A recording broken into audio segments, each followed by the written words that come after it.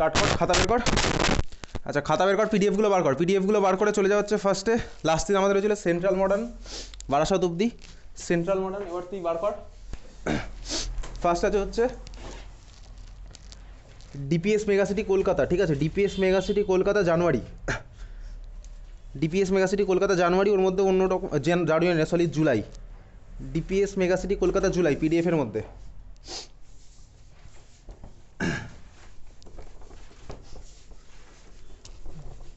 বার করেছিস? আচ্ছা চল,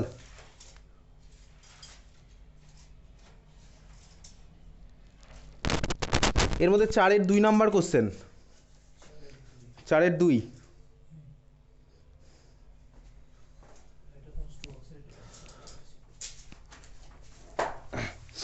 বাড়িতে করেছিস চেষ্টা তুই আসাগুলো? চেষ্টা তুই তারপরেই শেষ? বাড়িতে নতুন করে করিস নি কিছু নাকি? আর এগুলো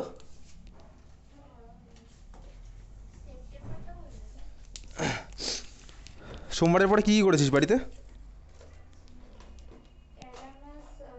কোন কোন চ্যাপ্টার?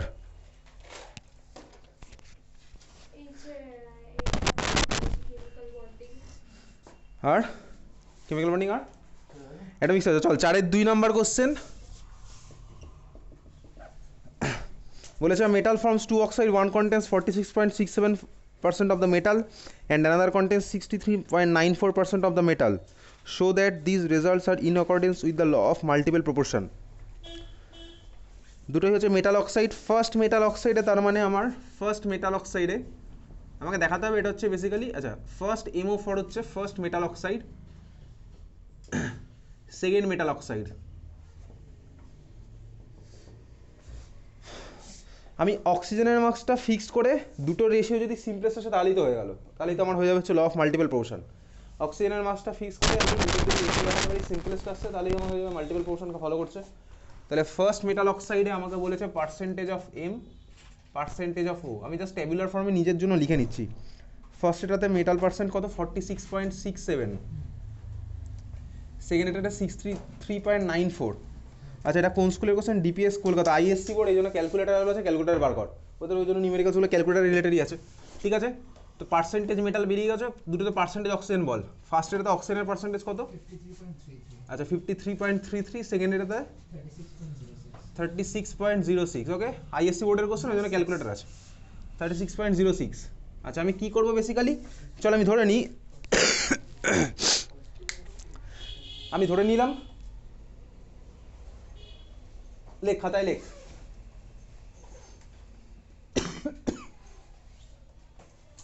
দুটোই আমি ধরে নিচ্ছি 100 গ্রাম করে আমার কাছে আছে।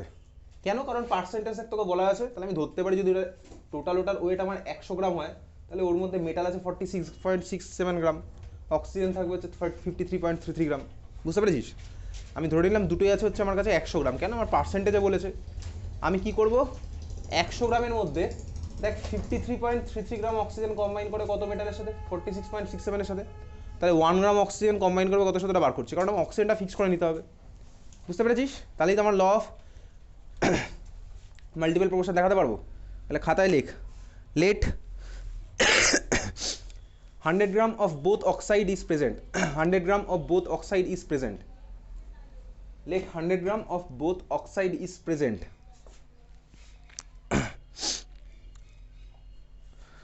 Therefore লেখ, therefore for first metal oxide, therefore for first metal oxide, এবারে unitary method. therefore for first metal oxide unitary method কি করছি basically, 53.33 gram oxygen combines with 46.67 gram metal, 53.33 gram oxygen combines with 46.67 gram metal.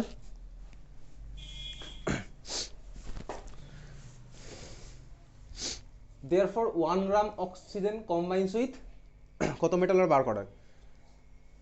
CBSE বোর্ডে আসলে ভ্যালুগুলো সোজা দিয়ে দেবে। therefore 1 gram oxygen combines with কত গ্রাম metal. Unitary method হচ্ছে basically কত আসছে অ্যান্সারটা বল কর। 63 এই কত ফার্স্ট অক্সাইড, তো ফার্স্ট অক্সাইড ছিল না এটা, 53.33 কম্বাইন করছে 46.67 এর সাথে, তাই তো? তাই লিখেছিলাম তো, 53.33 কম্বাইন্স উইথ 46.67। ইউনিটারি মেথডে কত আসছে অ্যান্সার? 0.8787। ওকে চল, 0.875 ইকুয়ালস টু 0.875 গ্রাম হয়ে গেছে। এটা ফার্স্ট অক্সাইড ওজন হলো। লিখ তারপরে for second oxide, for second metal oxide, for second metal oxide 36.06 gram oxygen combines with 36.06 gram oxygen combines with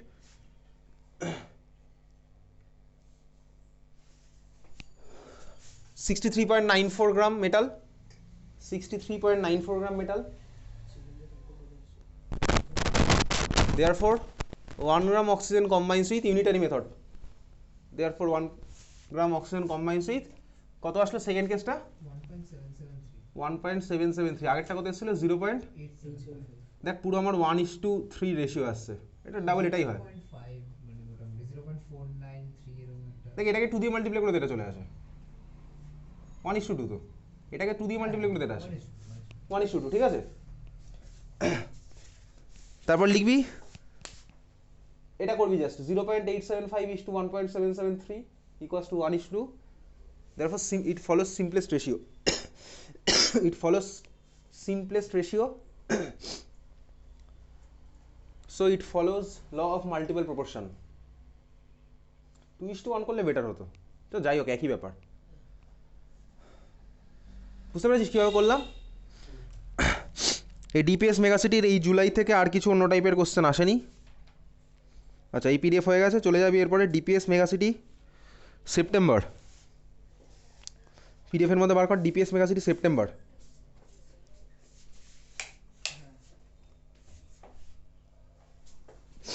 বার করেছিস? আচ্ছা সেপ্টেম্বরের মধ্যে আছে হচ্ছে 1-2 নাম্বার কোশ্চেনটা, 1-2 একদম একদম সেকশন এর 1-2, একটা পড়েনি, ঠিক আছে? সেকশন এর 2 নাম্বার, সরি তাহলে সেকশন এর 2 নাম্বার হবে, সেকশন এর 2 নাম্বার। ওকে কোশ্চেনটা দেখ, ভালো কোশ্চেন আছে এটা।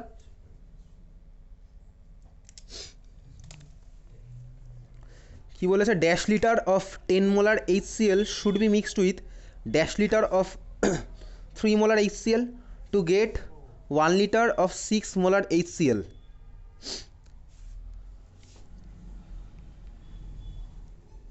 ঠিক আছে, আমাকে ক্যালকুলেট করতে হবে, এখানে বসানোর মতন কিছু নেই, ক্যালকুলেট করতে হবে সিম্পলি। তোর সিবিএসসি বোর্ডেও আসতে পারে, ক্যালকুলেট করবো নর্মালি। আচ্ছা আমরা আমাদের ক্লাসে মোলারিটি অফ সলিউশন যখন পড়েছিলাম বা নর্মালিটি অফ সলিউশন যখন পড়েছিলাম, খাতা বার করতে একটু বেসিক কনসেপ্ট অফ কেমিস্ট্রির, প্রতিদিন প্রত্যেকটা খাতা আনতে বলেছি। বেসিক কনসেপ্ট অফ কেমিস্ট্রির মধ্যে মোলারিটি অফ সলিউশন চলে, যখন দেখ মিক্সচার অফ সলিউশন বার করেছিলাম মোলারিটি, মিক্সচার অফ সলিউশনের মোলারিটি,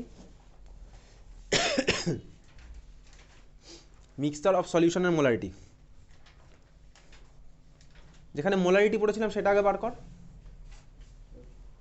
মোলারিটি যেটা পড়েছিলাম বার কর, মোলারিটি বার কর হচ্ছে মিক্সচার অফ সলিউশনের মোলারিটি। আচ্ছা কি দেখ মিক্সচার অফ সলিউশন কোথাও কি ফর্মুলা পাচ্ছিস? V1M1 = M2V2, ওটা পেয়েছিস? তারপরে মিক্সচার পেয়েছিস না একটা? হ্যাঁ এক্স্যাক্টলি, M1V1 + M2V2 = M3V3, একটা ফর্মুলা আছে না? M1V1 + M2V2 = M3V3, এক্স্যাক্টলি এই ফর্মুলাটি তোকে বলেছে, ঠিক আছে? আচ্ছা কি বলেছে দেখ, এটাই কোশ্চেনটার দিকে তাকা। A2 কি বলছে? Something litre of 10 molar HCl should be mixed. তাহলে আমি কার সাথে কাকে মিক্স করছি এদিকে তাকা। আমার কাছে ফর্মুলা কি আছে? এটা M3V3 = M1V1 + M2V2, এটা হচ্ছে আমার কাছে ফর্মুলা আছে। তোর কাছে কি বলেছে দেখ, something litre of 10 molar HCl। চল আমি ধরলাম হচ্ছে এটা, তাহলে আমার 10 মোলার, ওকে? M1 ধরলাম হচ্ছে আমি 10, তাহলে M1 এর ভ্যালু আমি ধরলাম 10।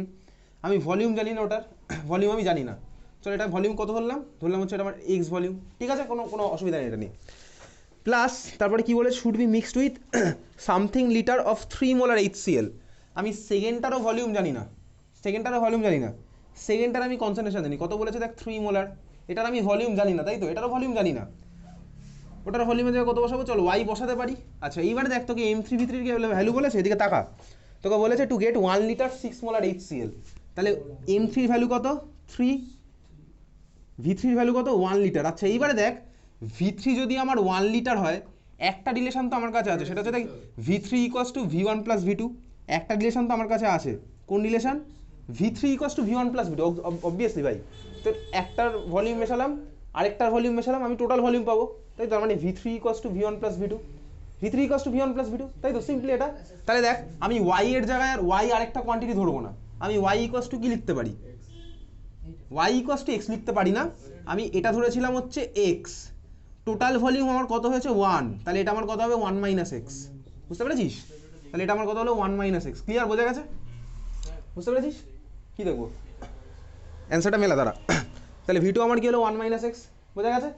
তাহলে এবার এখান থেকে x এর ভ্যালু জাস্ট ক্যালকুলেট করবো, কত আসছে x এর ভ্যালু, কর 6 equals to 10x plus 3 minus 3x, আর x ইকুয়ালস টু কত আছে, তাহলে 7x ইকুয়ালস টু হচ্ছে তো 10x মাইনাস 3x মানে 7x, এক্স্যাক্টলি 0.428 একটা কিছু আসবে, ঠিক আছে, বুঝতে পেরেছিস? তাহলে 7x ইকুয়ালস টু আমার আসলে যে 6 মাইনাস 3 আর x ইকুয়ালস টু 0.428, বোঝা গেছে? এটা এত ml, এটা হচ্ছে তাহলে আমার ফার্স্ট এডটা বেরোলো, তাহলে ফার্স্ট ফিল ইন দ্য ব্ল্যাঙ্কসটা আমার আসলো 0.428 ml answer, first fill in the ব্ল্যাঙ্কসটা। এখান থেকে আমি অন্যটা বার করবো কত, তাহলে অন্যটা আমার কত হবে 1 মাইনাস এক্স, 1 মাইনাস এক্স করলে যা আসছে তাই 0.572, বোঝা গেছে? এটা হচ্ছে আমার সেকেন্ড ফিল ইন দ্য ব্ল্যাঙ্কসটার অ্যান্সার, বুঝতে পেরেছিস? তোর কি অ্যান্সার এটা এসছে? পয়েন্টে তো অপশন দেওয়া আছে উপরে, তোকে তো পয়েন্টের মধ্যেই বসাতে হবে ওখান থেকে। তোর কি এটা এসেছিলো বাই দ্য ওয়ে 3/7 কি এসেছিলো? হ্যাঁ তাহলে ঠিক আছে, হ্যাঁ চল পারফেক্ট আছে, এটা বোঝা গেছে, এটা ভালো কোশ্চেন ছিল। নেক্সট কোশ্চেন হচ্ছে ডিপিএস মেগাসিটি কলকাতা সেপ্টেম্বর, ঠিক আছে, এরই বি এর 2 নাম্বার কোশ্চেনটা, বি এর 2 নাম্বার কোশ্চেন, না না বি এর 2 নাম্বার হচ্ছে ইফ 25%, আগে আমরা বেসিক কনসেপ্ট শেষ করবো তারপরে যাবো অ্যাটমিক স্ট্রাকচারে। বি এর 2 number question,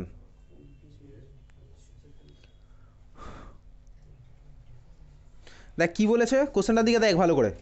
if 25% W/V solution has a density of 1.12 gram per ml, which of the following is true. এটা না তুই ক্যালকুলেট করে দেখবি একের বেশি হয়তো ট্রু আসতে পারে, দেখা যাক, যদি এটা এমসিকিউ হিসেবেই দিয়েছে কিন্তু দেখবি তোর টেকনিক্যালি সব অনেকগুলো ঠিক হতে পারে। 25% W/V মানে কি? 25% W/V মানে কি? এক্স্যাক্টলি 25 গ্রাম, তার মানে সলিউট ইন 100 ml সলিউশন, এর আগে লিখ তাহলে 25% W/V means 25 gram solute in 100 ml solution, 25 gram solute in 100 ml solution,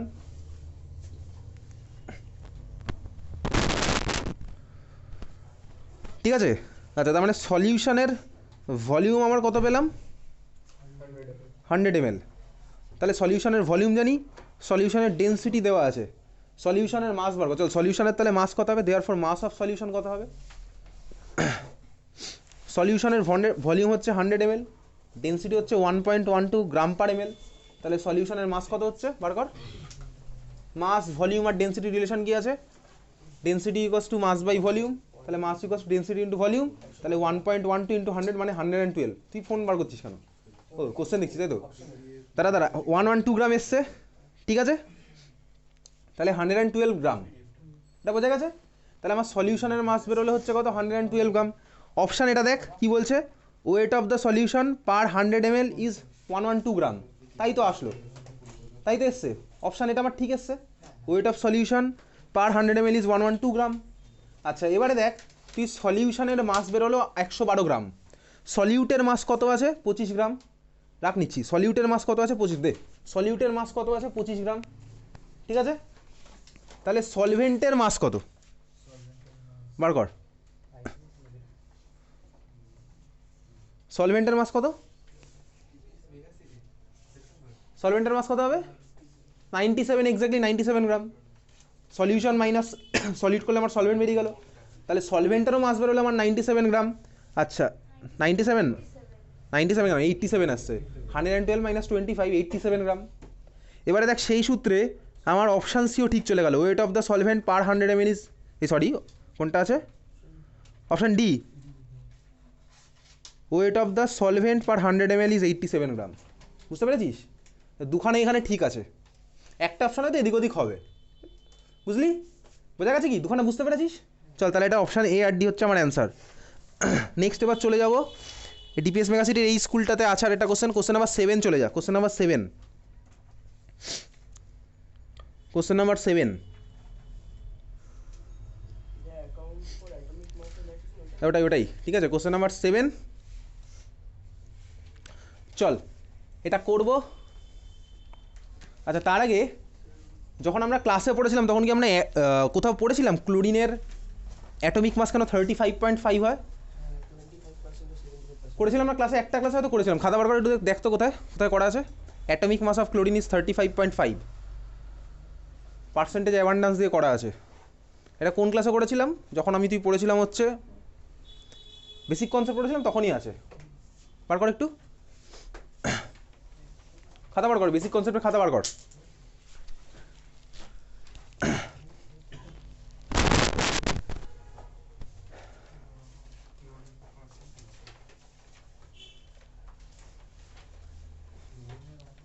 বার কত বেসিক কনসেপ্টের পাতা উল্টা দেখ কোথায় লেখা আছে কি ক্লোরিনের অ্যাটমিক মাস কেন 35.5 হয়।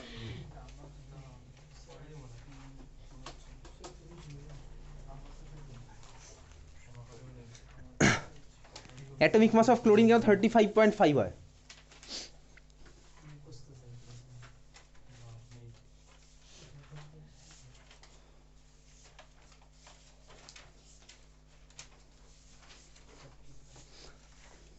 করেছিলাম 35.5 কেন করেছিলাম?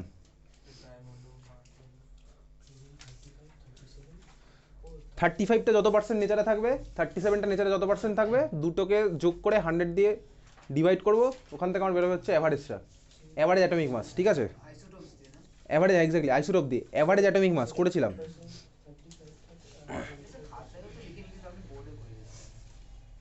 খাতায় লিখিস নি? আছে কি কোথাও?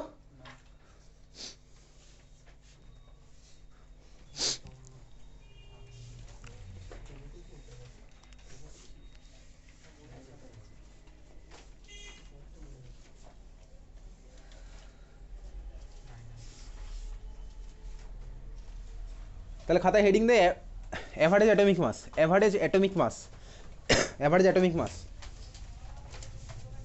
Average atomic mass. আচ্ছা এর মধ্যে লেখ এবার element which, element which remains in isotopic version, elements which remains in isotopic version with different abundance, elements which remains in different isotopic version in different abundance in nature, in nature, তাদেরই আমরা দেখতে পাচ্ছি basically average atomic mass. আচ্ছা মানেটা কি? ধর chlorine, ঠিক আছে ক্লোরিন, এবারে ধর তুই ক্লোরিনকে নিয়েছিস, ক্লোরিনের নর্মাল অ্যাটমিক নাম্বার কত? 17। নর্মাল ক্লোরিনের তুই যদি ভাবিস মাস নাম্বার কত হয়? 35। ঠিক আছে, এইবারে তাহলে যেহেতু 35 আমার এর অ্যাটমিক মাস 35ই হওয়া উচিত ছিল, কিন্তু ক্লোরিন হচ্ছে আমার নেচারের মধ্যে এই ভার্সানে যেমন থাকে, ক্লোরিন আমার আরেকটা ভার্সানে থাকে। কোন ভার্সান? 37Cl, 37Cl। আইসোটোপ মানে কি? Number of proton same, mass number আলাদা। ঠিক আছে, তো বেসিক্যালি এটা হচ্ছে আমার ক্লোরিনের দুখানা অ্যাটমিক আইসোটোপ, নেচারের মধ্যে এই দুখানেই থাকে।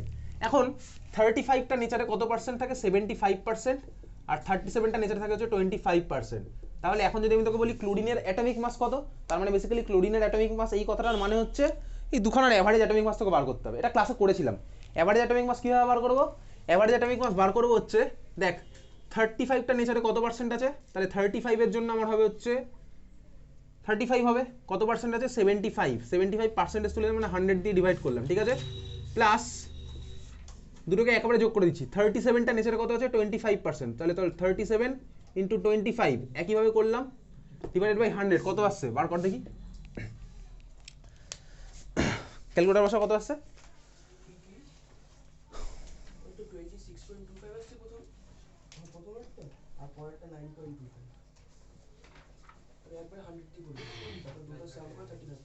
আচ্ছা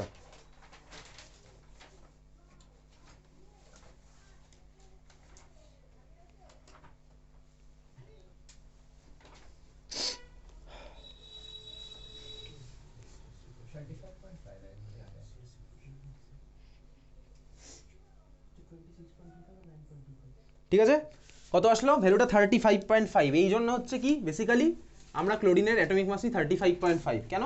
তার কারণ হচ্ছে আমার এরকম দুখানা আইসোটোপ আছে, আইসোটোপের ভার্সনগুলোকে আমি ইনক্লুড করলাম, কত পার্সেন্ট আছে করে আমি অ্যাভারেজ করেছি, বুঝতে পেরেছিস? এটা হচ্ছে ক্লোরিন আমার 35.5। এই জন্য যারই দেখবি আমার নেচারে মানে আইসোটোপ আছে ওদের জন্য ভ্যালুটা আমি এক্স্যাক্টলি ওদের মাস নাম্বারটা পাই না, মাস নাম্বারের এদিক ওদিক হয়, ম্যাক্সিমামেরই তাই পাই। ঠিক আছে, বোঝা গেছে? আচ্ছা, এবারে সিমিলারলি আমাকে এই অঙ্কটা করতে বলেছে কি, দেখ তোকে কোশ্চেনটা কি বলেছে, কোশ্চেনটা বার করে রাখ। 7 নাম্বার কোশ্চেন।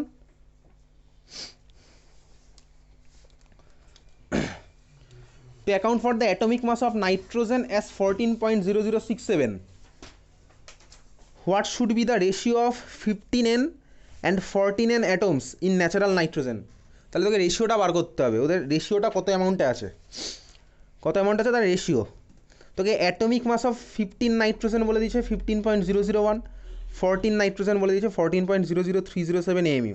এটা আইএসসি বোর্ডের কোশ্চেন করছি, ক্যালকুলেটার অ্যালাউ আছে, ওই জন্য ক্যালকুলেটার অ্যালাউ করেই করবে এখন। কি চল এইটা যেরকমভাবে করলাম ওইভাবেই করি একইভাবে। আমি চল ধর রেশিও, ফার্স্টে রেশিও ধরবো, একটা যদি ধরি তাহলে এটা তো 100 মাইনাস অন্যটা হবে, একই তো ব্যাপার হলো। তুই ধর একটাকে ধরলি হচ্ছে এক্স, এটা হলো আমার তাহলে 100 মাইনাস এক্স, তুই রেশিও করে দেখবি একই জিনিসই আসছে। তুই যদি ফ্র্যাকশানে করিস তখন 1 মাইনাস এক্স হবে, তখন তো আমার আর 100 দিয়ে মাল্টিপ্লাই হবে না, কিন্তু আমি যদি 100 দিই তখন একটা 100 দিয়ে মাল্টিপ্লাই হবে। এই ক্যালকুলেশন সবার ক্লিয়ার ছিল?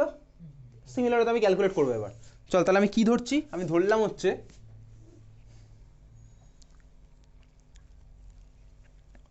কোশ্চেন নাম্বার 8 না কত নম্বর কোশ্চেন?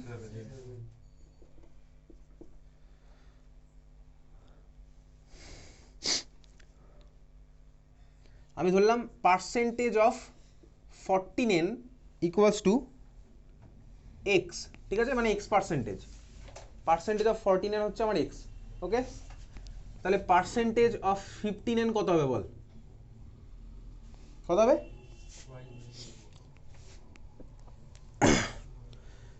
35 যদি 75% হতো তাহলে 37টা কত হবে, 100 মাইনাস ওটার পার্সেন্টেজটা, তাহলে 15Nটা কত পার্সেন্ট থাকবে, 100 মাইনাস এক্স। বোঝা গেছে?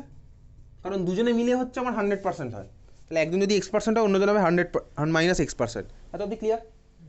এইবারে সিম্পলি জাস্ট আগের যে ফর্মুলাটা করলাম সেটাকে আমি বসাচ্ছি। কি ফর্মুলা? অ্যাভারেজ অ্যাটমিক মাস, সেটা তো আমার বেরিয়েছিল আগেরবার 35.5। অ্যাভারেজ অ্যাটমিক মাসের ফর্মুলাটা কি ভাই, 35Cl এর যা মাস নাম্বার, সরি মাস নাম্বার না, ওটার যা অ্যাটমিক মাস ইন্টু অ্যাবান্ডেন্স কতটা আছে, প্লাস 37টা কতটা ছিল ইন্টু ওটার অ্যাবান্ডেন্স কত আছে ডিভাইডেড বাই 25। একই জিনিস করছি এখানে।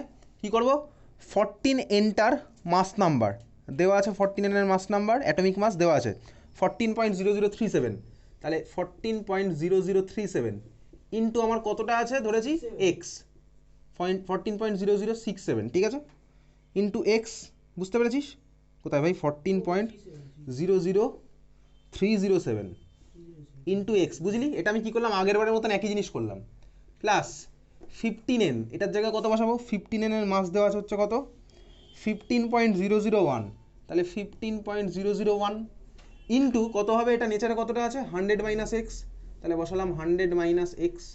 এত অবধি ক্লিয়ার সবার? ডিভাইডেড বাই, পুরোটা ডিভাইডেড বাই 100 করবো কারণ আমি পার্সেন্টেজে করছি, ঠিক আছে, পুরোটা ডিভাইডেড বাই 100। এটার ভ্যালুটা কত আসবে তোকে কোশ্চেনে দেখ বলে দিয়েছি, এটার ভ্যালু হচ্ছে আমার 14.0067, এটা ইকুয়ালস টু 14.0067। এত অবধি ক্লিয়ার? আগের বারের মতনই করলাম, সিম্পল। এটার আমার আগের বার ছিল 35, 35-এর জন্য আমার অ্যাটমিক মাস 35, 14-এর জন্য অ্যাটমিক মাস আমাকে বলে দিয়েছে কোশ্চেনে 14.00307, এই জন্য এই ভ্যালুটাই বসাচ্ছি যা বলেছে। 15-এর জন্য ভ্যালুটা হচ্ছে 15.001, এটার আমি কত পার্সেন্ট ধরেছি এক্স, ওটার আমার হচ্ছে 100 minus x divided by 100 equals to হচ্ছে আমার 14.0067। এখান থেকে আমার এক্সের ভ্যালু কত আসছে বার কর দেখি, কর এক্সের ভ্যালু কর, ক্যালকুলেটার এলাও এখন, চল কর। সিবিএসসি বোর্ডে যখন পরীক্ষাতে কোশ্চেন দেবে তখন ভ্যালুটা এরকম দেবে না, সোজা দেবে। এক্সের ভ্যালু কত আসছে বার কর, আমার মুখের দিকে তাকিয়ে থাকবি না, এক্সের ভ্যালু বার করবি।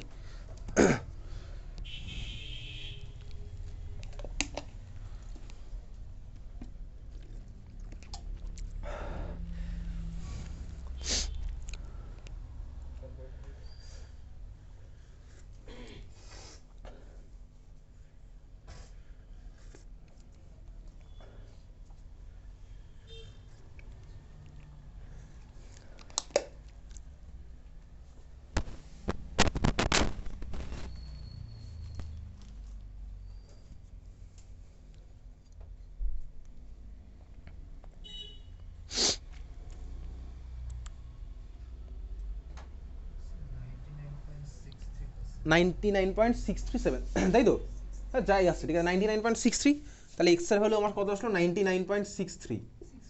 আচ্ছা ঠিক আছে চল যা এসছে কত এসছে, আচ্ছা ঠিক আছে 99.64 যা আসছে করলাম, এটাই আসবে এরকম একটা আসবে 99.637 একটা কিছু।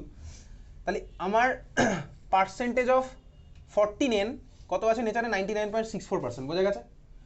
তাহলে পার্সেন্টেজ অফ 15n কত হবে 100 মাইনাস এক্স, আমি একবার ভ্যালুটা বসিয়ে দিলাম, এটা হচ্ছে 99.64, তাহলে 100 মাইনাস এক্স। আচ্ছা এক কাজ করবি, তুই যখন পরীক্ষাতে করবি না তো ক্যালকুলেটারের কথা বলছি, ক্যালকুলেটারের কথা ঠিক আছে, তুই তো এক্স এর ভ্যালু ক্যালকুলেট করলি, এটা যখন করবি না 100 মাইনাস অ্যান্সারটা করে বসাবি, মানে অ্যান্সার মানে কি বলতো যেটা তোর এসছে ক্যালকুলেট করে, বুঝতে পারলি।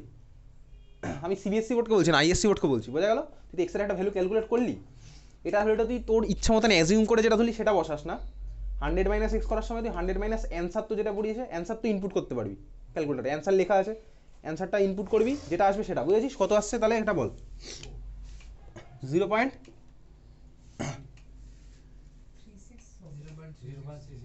0.36, ওকে। তাহলে 15n এর পার্সেন্টেজ পেয়ে গেছি, 14n এর পার্সেন্টেজ পেয়ে গেছি, তোকে যদি এবার এই দুটো রেশিও জানতে হয়েছে, কি বলেছে দেখ, বলেছে what should be the ratio of 15n and 14n। তাহলে আমি কি করবো 15n ডিভাইডেড বাই 14n, তাই তো। Ratio of x is to y মানে কিন্তু ratio of y is to x না, তোকে যদি পরীক্ষাতে জানতে হয় কখনো ratio of x and y, তোকে এক্স ইস টু ওয়াই করতে হবে। তোকে যদি কখনো ratio of x and y বলে তুই ওয়াই ইস টু এক্স করলে নাম্বার পাবি না, সোজা কথা, বুঝেছিস। তাহলে তোকে কার করতে হবে কি, তাহলে 15n এর পার্সেন্টেজ ডিভাইডেড বাই 14n এর পার্সেন্টেজ কত হবে, 0.36 ডিভাইডেড বাই 99.64 কত আসছে, 0 পয়েন্ট সামথিং সামথিং কত আসছে 0.0036, তাই তো, এটা হচ্ছে আমার অ্যান্সার। ক্লিয়ার, বোঝা গেছে, হ্যাঁ বল, হ্যাঁ ঠিক আছে বুঝেছিস, এটা ভালো অঙ্ক ছিল, অঙ্ক ক্লিয়ার সবার, বোঝা গেছে। y is equal to 100 minus x সবসময় হবে না, আরে দুটো মিলে আমার নেচারে তো 100% আছে, তো একজন যদি এক্স হয় আরেকজন তো 100 মাইনাস এক্স হবে, বুঝতে পেরেছিস। যেমন ওখানে ধর ক্লোরিন, ওভারঅল তো নেচারে আমার ক্লোরিনের অ্যামাউন্ট কত 100%, ওভারঅল নেচারে ক্লোরিনের অ্যামাউন্ট কত 100%। তো একজন যদি ধর আমি তোকে বলি 35টা আছে 75%, আর যদি নেচারে 35 আর 37 এই দুজনই থাকে, তাহলে একজন 75% হলে অন্যজন তো 25% হবেই, বোঝা গেছে, ক্লিয়ার। চল এটা ছিল হচ্ছে কোশ্চেন নাম্বার 7। নেক্সট কোশ্চেন হচ্ছে কোশ্চেন নাম্বার 11, কোশ্চেন নাম্বার 11-এ চলে যা। কোশ্চেন নাম্বার 11, কোশ্চেনটা ভুল আছে, এটা হবে হচ্ছে what is the ratio of the equivalent mass, what is the ratio of the equivalent mass. Question number 11 চলেছিস,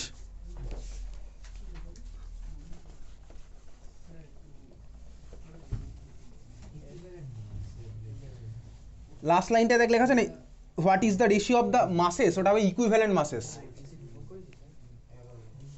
what is the ratio of the equivalent masses. আচ্ছা এই কোশ্চেন তুই আগে থেকে ইকুয়েশন না জানলে তোর পক্ষে করা কঠিন আছে, সোজা কথা, স্কুলে করিয়েছে বলে দিয়েছে। তাহলে চল খাতায় লেখ, তোকে নিউট্রালাইজেশন রিয়াকশন লিখবো, two acids sulphuric acid and phosphoric acid is neutralised by the same amount of alkali. তার মানে আমি অ্যালকালি দুজনের জন্য সেম অ্যামাউন্টে ইউজ করছি, বুঝতে পেরেছিস তো, অ্যালকালি আমার দুজনের জন্য সেম অ্যামাউন্টের ইউজ হচ্ছে।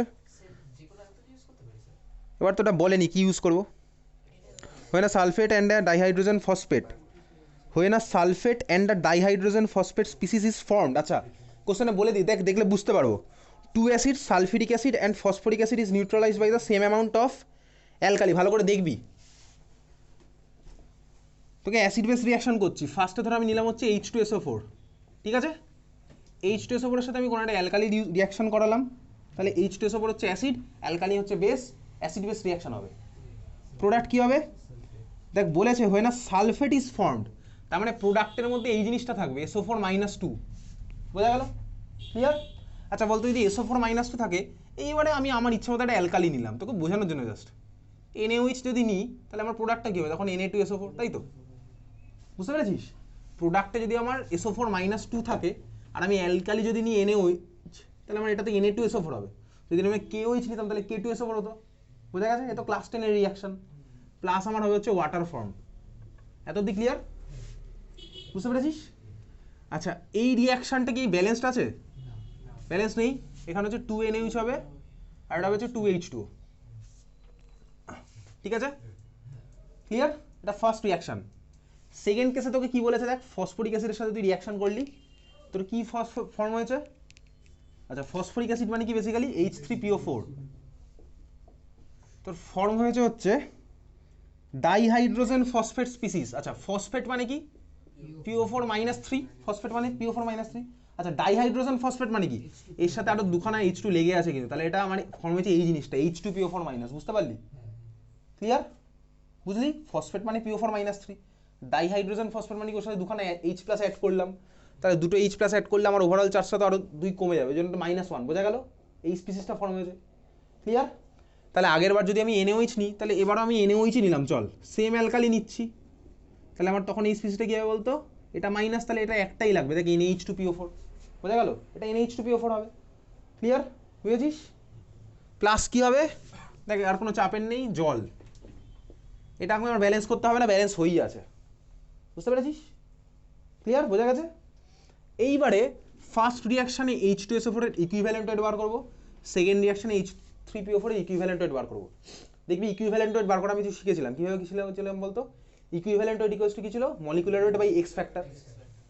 এক্স ফ্যাক্টর অ্যাসিডের জন্য কি হয়, যতগুলো H+ আমার ছেড়ে দেয়।